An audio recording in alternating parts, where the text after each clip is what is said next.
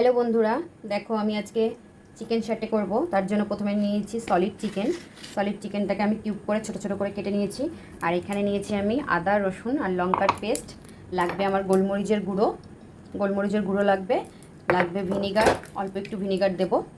এখানে ভিনিগার নিয়ে নিয়েছি 1 চামচ মতন দেব।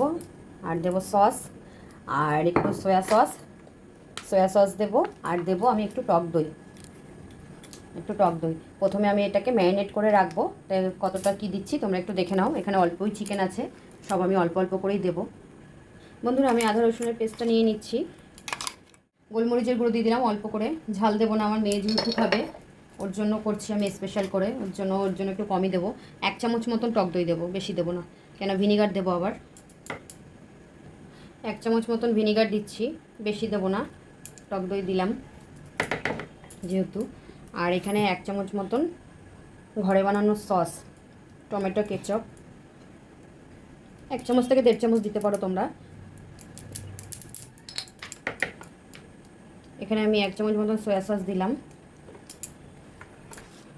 পরিমাণ মতন নুন দিয়ে দিলাম, বেশি নুন দেবো না। আর তোমাদের কাছে যদি হাতের সামনে রেড চিলি পাউডার বা হচ্ছে কি কাশ্মীরি লঙ্কার গুঁড়ো থাকে তোমরা দিতে পারো, আমার কাছে নেই, আমি তার জন্য দিলাম না। আর এবার ভালো করে আমি এটাকে মেখে ম্যারিনেট করে 10 মিনিট অন্তত রাখবে। তোমাদের কাছে যদি হাতে সময় থাকে তাহলে আধ ঘন্টা মতন রাখলে বেশি ভালো হয়। এটাকে আমি 10 মিনিট মাখিয়ে রেখে দেবো। তারপরে আমি পরের প্রসেসটা কীভাবে করি তোমাদের। ম্যারিনেট হতে হতে ততক্ষণ আমি ব্যাটারটা গুলিয়ে নিই ময়দার। প্রথমে হচ্ছে কি এখানে নিয়েছি কিছুটা ময়দা, আর নেব 2 চামচ মতন কর্নফ্লাওয়ার। 2 চামচ কর্নফ্লাওয়ার নিলাম। এবার পরিমাণ মতন একটু নুন দেব,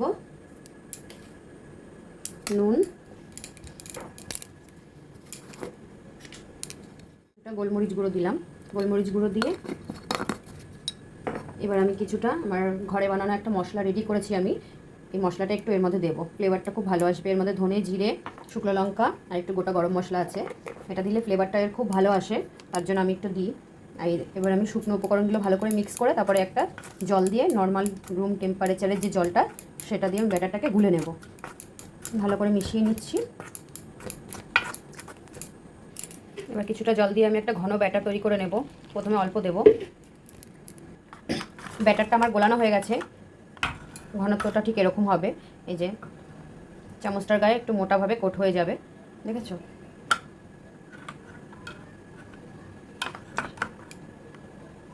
এরকম হবে ঘনত্বটা। ব্যাটারটা আমার রেডি। এবার আমি পরের প্রসেসে যাব। ক্যাপসিকাম, টমেটো আর পেঁয়াজ কেটে নিয়েছি। আর এখানে অবশ্যই কাঠি লাগবে, কাঠিগুলো আমি দোকান থেকে কিনে নিয়ে এসেছি। আর চিকেনটা ম্যারিনেট হয়ে গেছে। এবার আমি কিভাবে এটাকে করব তোমরা দেখে নাও। প্রথমে একটা কাঠি নিয়ে নেবে, তারপরে 1 পিস চিকেন এরকমভাবে ভালো করে দিয়ে, এবার একটা ক্যাপসিকাম তোমরা তোমাদের পছন্দ মতন সাজিয়ে নেবে। আমি আমার যেরকম সুবিধা মনে হচ্ছে আমি সেরকমভাবে সাজাচ্ছি।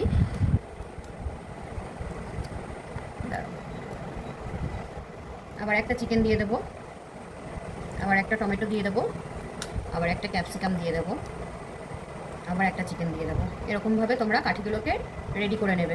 এবার তোমরা চাইলে এর মধ্যে আরও কিছু অ্যাড করতে পারো, আমার কাছে বেশি কিছু ছিল না বলে আমি এরকমভাবেই রেডি করলাম।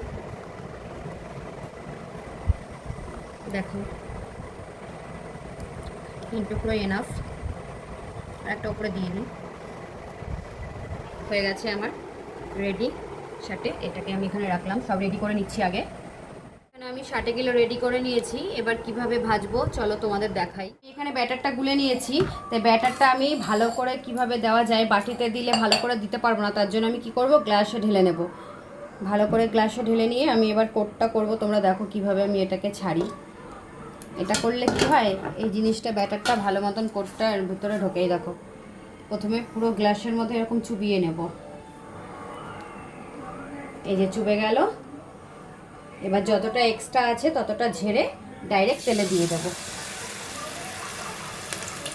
এরকমভাবে আমি সবগুলো করে নেব। এরকমভাবে একটুখানি শুধু করব, করে এরকমভাবে ভেজে নেব।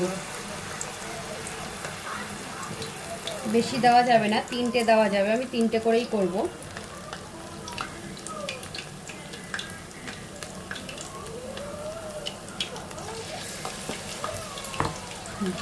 এখানে আমার চিকেন সাটেগুলো ভাজা হয়ে গেছে। আর এখানে আমার কিছুটা ডিম সিদ্ধ করা ছিল, ডিমটাকেও আমি করে নিয়েছি। এবার আমি আর একটু টেস্টি করার জন্য আমি এখানে আদা রসুনের পেস্ট কিছুটা এর মধ্যে দিয়ে দেবো। দিয়ে এবার কিছুটা পরিমাণ সস, রেড চিলি সস এটা দিয়ে ভালো করে নাড়িয়ে সবটাকে আমি হচ্ছে কি মিলিয়ে নেব। বন্ধুরা এখানে আমি সস দিয়ে আর কিছুটা কাশ্মীরি লঙ্কার গুঁড়ো দিয়ে একটু কালারটাকে এনে নিয়েছি। এবার আমি যে সটেগুলো করেছি সেই সটেগুলো দিয়ে সব মিশিয়ে নেব। এটাকে ভেজে খেলে এটার ফ্লেভারটা চেঞ্জ হয়ে যায় আর খেতে দারুণ লাগে বন্ধুরা, তোমরাও এরকমভাবে করে খাবে, খুব টেস্টি হয়। আমি পুরো মিশিয়ে এটাকে সার্ভ করে তোমাদের দেখাচ্ছি। আর এখানে আমি ডিমের যে টেবিলটা নিয়েছিলাম সেটাও দিয়ে দেবো। বন্ধুরা এখানে এটা মিশিয়ে নিলেই আমার চিকেন সটে কিন্তু রেডি। কালারটা কেমন এসেছে তোমরা কমেন্ট করে জানাও বন্ধুরা। তোমরাও বাড়িতে করে খাবে, এটা কিন্তু দারুণ লাগে খেতে। তোমরা শুধুও ফ্রাই করে খেতে পারো, কিন্তু আমি বলবো এরকমভাবে সসটাকে রেডি করে খাবে, দারুণ টেস্ট লাগে। তাই আমার আজকে চিকেন সাটেটা কেমন হচ্ছে তোমরা কমেন্ট করে জানিও, আমি তোমাদের সার্ভ করে দেখাচ্ছি বন্ধুরা।